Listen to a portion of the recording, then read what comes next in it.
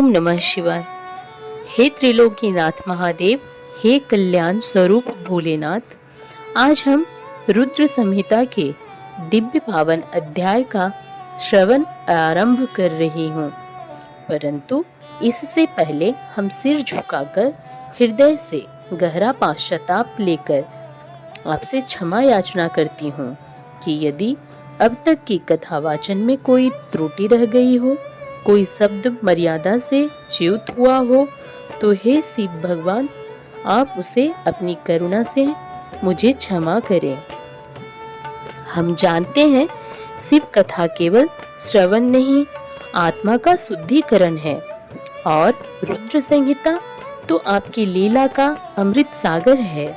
इसलिए हे सावित्री माँ, हे शास्त्रों के साक्षात आत्मा, यदि किसी उच्चारण, किसी भावना या किसी वर्णन में कोई दोष हुआ हो मुझसे, तो कृपया उसे अपने पवित्र कंपन में समाहित कर लें। हमें आशीर्वाद दें कि हम रुद्र संहिता की कथा को वैसे ही पवित्रता, श्रद्धा और सत्यता से कह सकें जैसे भगवान शिव ने स्वयं इसे अनुभूत किया। अब आइए श्रद्धा, भक्ति और संयम के साथ आरंभ करती हूँ शिव पुराण की रुद्र संहिता प्रथम भाग, जहाँ हर शब्द शिव का स्वर है, हर कथा शिव का प्रकाश है और हर वाक्य मोक्ष का मार्ग है। हर हर महादेव। शिव पुराण श्री रुद्र संहिता प्रथम खंड प्रथम अध्याय। ऋषि गणों की वार्ता। जो विश्व की उत्पत्ति, स्थिति और लय आदि के एकमात्र कारण हैं, गिरिराज कुमारी उमा के पति हैं, जिनकी कीर्ति का कहीं अंत नहीं है, जो माया के आश्रय होकर भी उससे दूर हैं तथा जिनका स्वरूप दुर्लभ है। मैं उन भगवान शंकर की वंदना करती हूँ जिनकी माया विश्व की सृष्टि करती है। जैसे लोहा चुंबक से आकर्षित होकर उसके सब पास ही लटका रहता है, उसी प्रकार ये सारे जगत जिसके आसपास ही भ्रमण करते हैं, जिन्होंने इन प्रपंचों को रचने की विधि बताई है, जो सभी के भीतर अंतर्यामी रूप से विराजमान हैं, मैं उन भगवान शिव को नमन करती हूँ।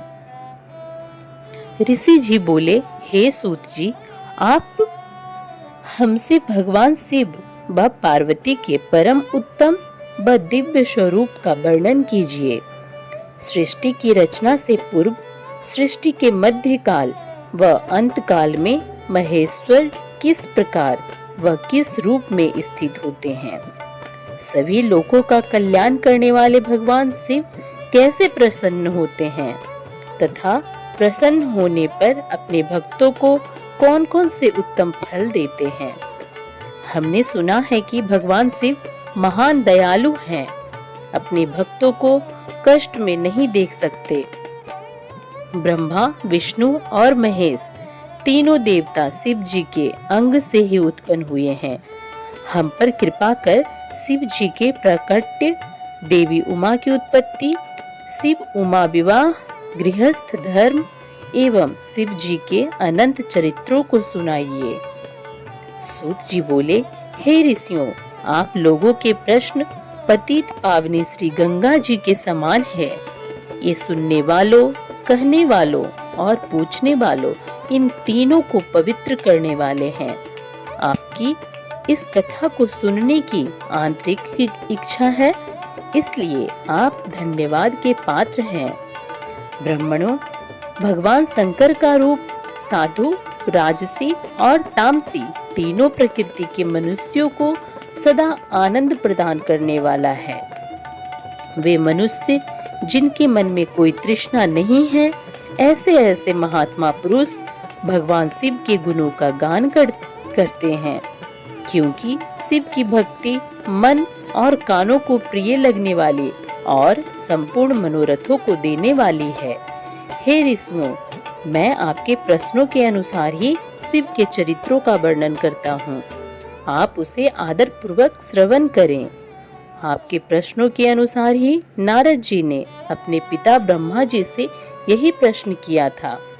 तब ब्रह्मा जी ने प्रसन्न होकर शिव चरित्र सुनाया था। उसी संवाद को मैं तुम्हें सुनाता हूँ, क्योंकि उस संवाद में भव सागर से मुक्त कराने वाले गौरीश की अनेकों आश्चर्यमयी लीलाएं वर्णित है। श्री रुद्र संहिता प्रथम खंड दूसरा अध्याय। नारद जी का काम वासना। सूत जी बोले, हे ऋषियों, एक समय की बात है, ब्रह्मा पुत्र नारद जी हिमालय पर्वत की एक गुफा में बहुत दिनों से तपस्या कर रहे थे। उन्होंने दृढ़ता पूर्वक समाधि लगाई थी और तप करने लगे थे। उनके उग्र तप का समाचार पाकर देवराज इंद्र कांप उठे।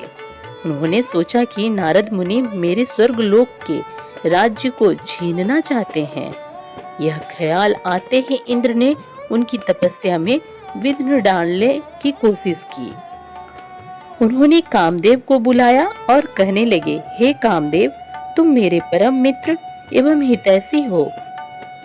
नारद हिमाचल पर्वत की गुफा में बैठकर तपस्या कर रहा है। कहीं ऐसा ना हो कि वह वरदान में ब्रह्मा जी से मेरा स्वर्ग का राज्य ही मांग ले बैठे। अतः तुम वहां जाकर उसका तप भंग कर दो। यह आज्ञा पाकर कामदेव वसंत को साथ ले बड़े गर्व से उस स्थान पर गए और अपनी सारी कलाएं रच डाली। कामदेव और बसंत के बहुत प्रयत्न करने पर भी नारद मुनि के मन में कोई विकार उत्पन्न नहीं हुआ। महादेव जी के अनुग्रह से उन दोनों का गर्व चूर्ण हो गया। ऐसा इसलिए हुआ क्योंकि महादेव जी की कृपा से नारद मुनि पर कामदेव का कोई प्रभाव नहीं पड़ा था। पहले उस आश्रम में भगवान शिव ने भी तपस्या की थी। उसी स्थान पर उन्होंने ऋषि मुनियों की तपस्या का नाश करने वाले कामदेव को भस्म कर डाला था। कामदेव को भस्म देखकर उनकी पत्नी रति ने बिलखते हुए भगवान शंकर से उन्हें जीवित करने की प्रार्थना की थी तथा सभी देवता भी शिव जी से प्रार्थना करने लगे। तो भगवान महादेव जी ने कहा था कि कुछ समय पश्चात कामदेव स्वयं जीवित हो जाएंगे, किंतु इस स्थान पर और इसके आसपास जहाँ तक भस्म दिखाई देती है वहाँ तक की पृथ्वी पर कामदेव की माया और कामबाण का कोई प्रभाव नहीं पड़ेगा। इस प्रकार उस स्थान से कामदेव लज्जित होकर वापस लौट आया। देवराज इंद्र ने जब यह सुना कि नारद जी पर कामदेव का कोई प्रभाव नहीं पड़ा, तो उन्होंने नारद जी की खूब प्रशंसा की। भगवान शिव की माया के कारण वे भूल गए थे कि शिव जी के शाप के कारण उस स्थान पर कामदेव की माया नहीं चल सकती। नारद जी भगवान शिव की कृपा से बहुत समय तक तपस्या करते रहे। अपने तप को पूर्ण हुआ समझकर नारद जी उठे तो उन्हें कामदेव पर विजय प्राप्त करने का ध्यान आया। तब उन्हें मन ही मन इस बात का घमंड हुआ कि उन्होंने कामदेव पर विजय प्राप्त कर ली है। इस प्रकार अभिमान से उनका ज्ञान नष्ट हो गया। वे यह समझ नहीं सके कि कामदेव के पराजित होने में भगवान शंकर की ही माया थी। तब वे अपनी काम विजय की कथा सुनाने के लिए शीघ्र ही कैलाश पर्वत पर जा पहुँचे और भगवान शिव को नमस्कार करके अपनी तपस्या की सफलता का समाचार तथा कामदेव पर विजय प्राप्त करने का समाचार कह सुनाया।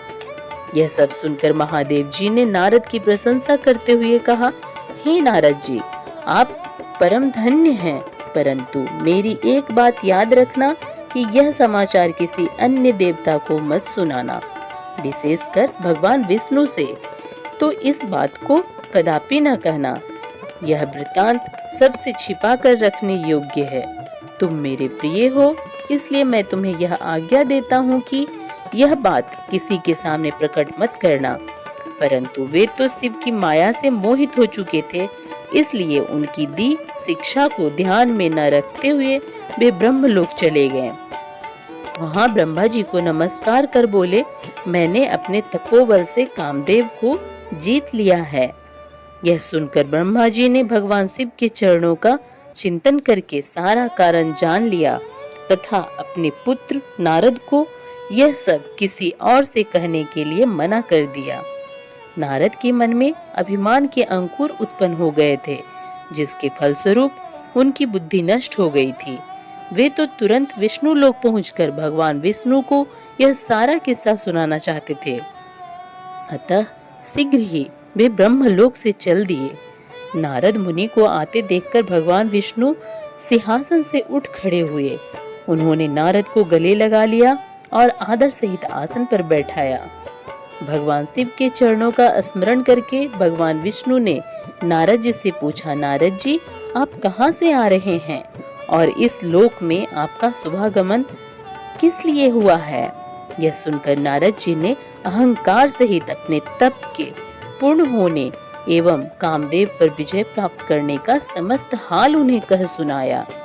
भगवान विष्णु काम के विजय के असली कारण को समझ चुके थे। वे नारद जी से बोले, हे नारद जी, आपकी कीर्ति एवं निर्मल बुद्धि धन्य है। काम, क्रोध एवं लोभ मोह उन मनुष्यों को पीड़ित करते हैं जो भक्तिहीन हैं।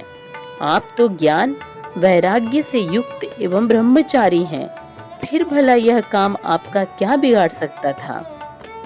देवर्षि नारद जी बोले, हे भगवान, यह सब आपकी कृपा का ही फल है।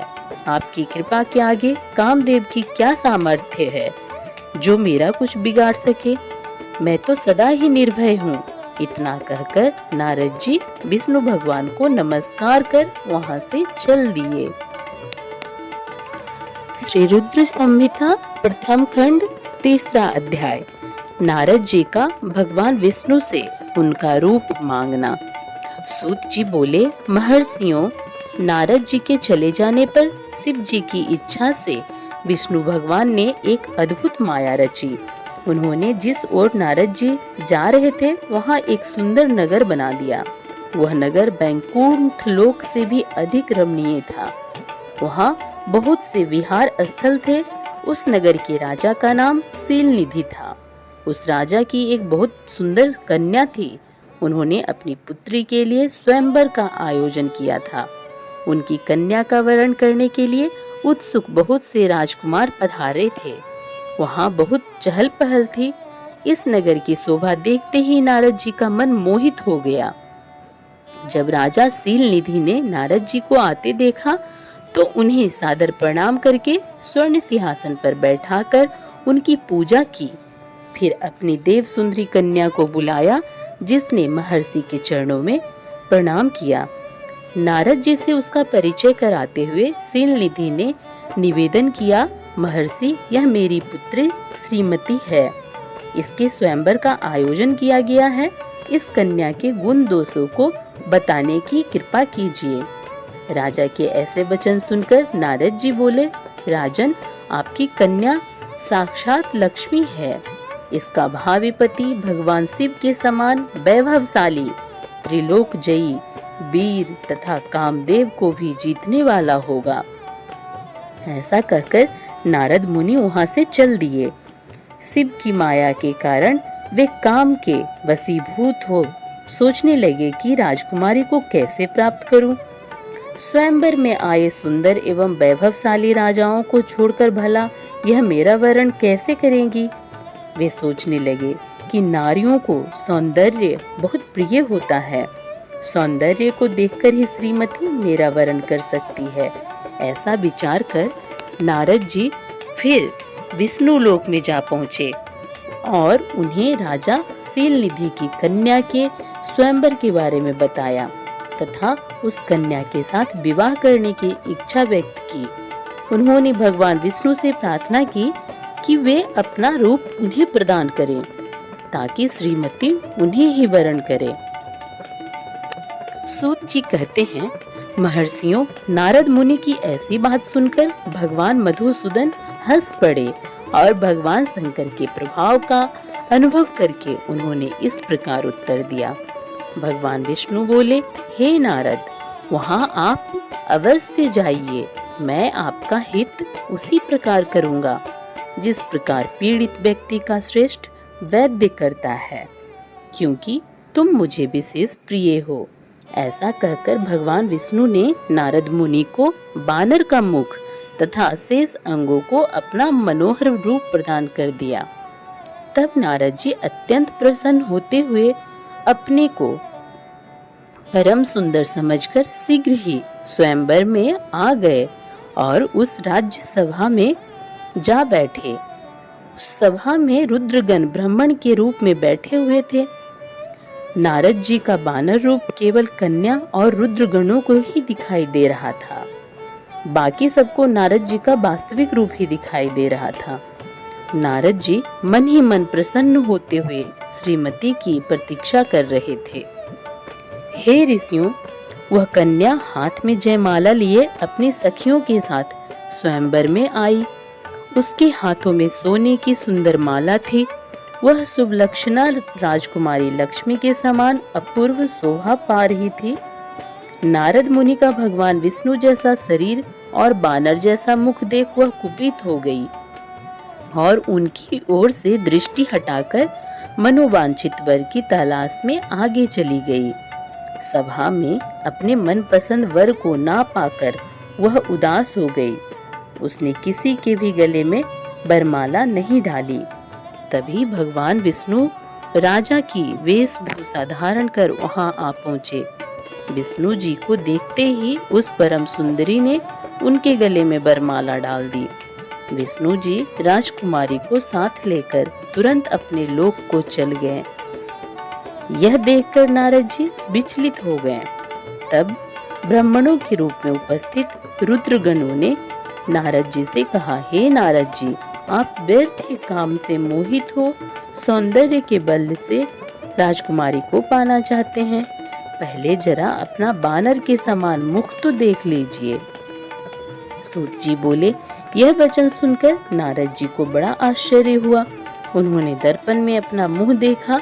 बानर के समान मुख को देखकर वे अत्यंत क्रोधित हो उठे तथा दोनों रुद्रगणों को शाप देते हुए बोले, तुमने एक ब्राह्मण का मजाक उड़ाया है, अतः तुम ब्राह्मण कुल में पैदा होकर भी राक्षस बन जाओ। यह सुनकर वे शिवगण कुछ नहीं बोले, बल्कि इसे भगवान शिव की इच्छा मानते हुए उदासीन भाव से अपने स्थान को चले गए और भगवान शिव की स्तुति करने लगे। श्री रुद्र संहिता प्रथम खंड चौथा अध्याय। नारद जी का भगवान विष्णु को शाप देना। ऋषि जी बोले, हे सूत जी, रुद्रगणों के चले जाने पर नारद जी ने क्या किया और वे कहाँ गए, इस सब के बारे में भी हमें बताइए। सूत जी बोले, हे ऋषियों, माया से मोहित नारद जी उन दोनों शिवगणों को शाप देकर ही मोह बस कुछ जान न सके। तत्पश्चात क्रोधित होते हुए वे तालाब के पास पहुंचे और वहां जल में पुनः अपनी परछाई देखी तो उन्हें फिर बानर जैसी आकृति दिखाई दी। उसे देखकर नारद जी को और अधिक क्रोध चढ़ गया। वे सीधे विष्णु लोक की ओर चल दिए। वहां पहुंचकर भगवान विष्णु से वे बोले, हे हरि, तुम बड़े दुष्ट हो। अपने कपट से विश्व को मोहने वाले तुम दूसरों को सुखी होता नहीं देख सकते। तभी तो तुमने सागर मंथन के समय मोहिनी का रूप धारण कर दैत्यों से अमृत का कलश छीन लिया था और उन्हें अमृत की जगह मदिरा पिलाकर पागल बना दिया था। यदि उस समय भगवान शंकर दया करके विष को ना पीते तो तुम्हारा सारा कपट प्रकट हो जाता। तुम्हें कपटपूर्ण चालें अधिक प्रिय है। भगवान महादेव जी ने ब्राह्मणों को सर्वोपरि बताया है। आज तुम्हें मैं ऐसी सीख दूंगा जिससे तुम फिर कभी कहीं भी ऐसा कार्य नहीं कर सकोगे। अब तक तुम्हारा किसी शक्तिशाली मनुष्य से पाला नहीं पड़ा है, इसलिए तुम निडर बने हुए हो, परंतु अब तुम्हें तुम्हारी करनी का पूरा फल मिलेगा। माया मोहित नारद जी क्रोध से खिन्न थे। वे भगवान विष्णु को शाप देते हुए बोले, विष्णु, तुमने स्त्री के लिए मुझे व्याकुल किया है। तुम सभी को मोह में डालते हो तुमने राजा का रूप धारण करके मुझे छला था, इसलिए मैं तुम्हें शाप देता हूँ कि तुम्हारे जिस रूप ने कपट पूर्वक मुझे छला है, तुम्हें वही रूप मिले। तुम राजा होगे और इसी तरह स्त्री का वियोग भोगोगे, जिस तरह मैं भोग रहा हूँ। तुमने जिन बानरों के समान मेरी आकृति बना दी है, वही बानर तुम्हारी सहायता करेंगे। तुम दूसरों को स्त्री वियोग का दुख देते हो, इसलिए तुम्हें भी यही दुख भोगना पड़ेगा। तुम्हारी स्थिति अज्ञान से मोहित मनुष्य जैसी हो जाएगी। अज्ञान से मोहित नारद जी का शाप विष्णु भगवान ने स्वीकार कर लिया। तत्पश्चात उन्होंने महालीला करने वाली मोहिनी माया को समाप्त कर दिया। माया के जाते ही नारद जी का खोया हुआ ज्ञान लौट आया और उनकी बुद्धि पहले की तरह हो गई। उनकी सारी व्याकुलता चली गई तथा मन में आश्चर्य उत्पन्न हो गया। यह सब जानकर नारद जी बहुत पछताने लगे और अपने को धिक्कारते हुए भगवान विष्णु के चरणों में गिर पड़े और उनसे क्षमा मांगने लगे। नारद जी कहने लगे कि मैंने अज्ञानवश होकर और माया के कारण आपको जो शाप दे दिया है वह झूठा हो जाए। भगवान, मेरी बुद्धि खराब हो गई थी जो मैंने आपके लिए बुरे वचन अपनी जबान से निकाले। मैंने बहुत बड़ा पाप किया है। हे प्रभु, मुझ पर कृपा कर मुझे ऐसा कोई उपाय बताइए जिससे मेरा सारा पाप नष्ट हो जाए। कृपया मुझे प्रायश्चित का तरीका बताइए। तब श्री विष्णु ने उन्हें उठाकर मधुर वाणी में कहा, हे महर्षि, आप दुखी न हो, आप मेरे श्रेष्ठ भक्त हैं, इसमें कोई संदेह नहीं है। नारद जी, आप चिंता मत कीजिए, आप परम धन्य हैं। आपने अहंकार के वशीभूत होकर भगवान शिव की आज्ञा का पालन नहीं किया था, इसलिए उन्होंने ही आपका गर्व नष्ट करने के लिए यह लीला रची थी। वे निर्गुण और निर्विकार हैं और सत्य, रज और तम आदि गुणों से परे हैं। उन्होंने अपनी माया से ब्रह्मा, विष्णु और महेश तीनों रूपों को प्रकट किया है। निर्गुण अवस्था में उन्हीं का नाम शिव है। वे ही परमात्मा, महेश्वर, परब्रह्मा, अविनाशी, अंत और महादेव नामों से जाने जाते हैं। उन्हीं की आज्ञा से ब्रह्मा जी जगत के सृष्टा हुए हैं। मैं तीनों लोकों का पालन करता हूँ और शिव जी रुद्र रूप में सबका संहार करते हैं। वे शिव स्वरूप सबके साक्षी हैं। वे माया से भिन्न और निर्गुण हैं। वे अपने भक्तों पर सदा दया करते हैं। मैं तुम्हें समस्त पापों का नाश करने वाला, भोग एवं मोक्ष प्रदान करने वाला उपाय बताता हूँ। अपने सारे शकों एवं चिंताओं को त्याग कर भगवान शंकर की यश और कीर्ति का गुणगान करो और सदा अन्य भाव से शिव जी के सतनाम स्रोत का पाठ करो। उनकी उपासना करो तथा प्रतिदिन उनकी पूजा अर्चना करो। जो मनुष्य शरीर, अपने मन और वाणी द्वारा भगवान शिव की उपासना करते हैं, उन्हें पंडित या ज्ञानी कहा जाता है। जो मनुष्य शिव जी की भक्ति करते हैं, उन्हें संसार रूपी भव सागर से तत्काल मुक्ति मिल जाती है। जो लोग पाप रूपी दावानल से पीड़ित हैं, उन्हें शिव नाम रूपी अमृत का पान करना चाहिए। वेदों का पूर्ण ज्ञान प्राप्त करने के पश्चात ही ज्ञानी मनुष्यों ने शिव जी की पूजा को जन्म मरण रूपी बंधनों से मुक्त होने का मनुष्यों सर्वश्रेष्ठ साधन बताया है। इसलिए आज से ही रोज भगवान शिव की कथा सुनो और कहा करो तथा उनका पूजन किया करो। अपने हृदय में भगवान शिव के चरणों की स्थापना करो तथा उनके तीर्थों में निवास करते हुए उनकी स्तुति कर उनका गुणगान करो। इसके बाद नारद जी, तुम मेरी आज्ञा से अपने मनोरथ की सिद्धि के लिए ब्रह्मलोक जाना। वहां अपने पिता ब्रह्मा जी की स्तुति करके उनसे शिव महिमा के बारे में पूछना। ब्रह्मा जी ने शिव भक्तों में श्रेष्ठ हैं। वे तुम्हें भगवान शंकर का महात्म्य और सतनाम स्रोत अवश्य सुनाएंगे। आज से तुम शिव भक्ति में लीन हो जाओ, वे अवश्य तुम्हारा कल्याण करेंगे। यह कहकर विष्णु जी अंतर्ध्यान हो गए। श्री रुद्र संहिता प्रथम खंड 5वां अध्याय।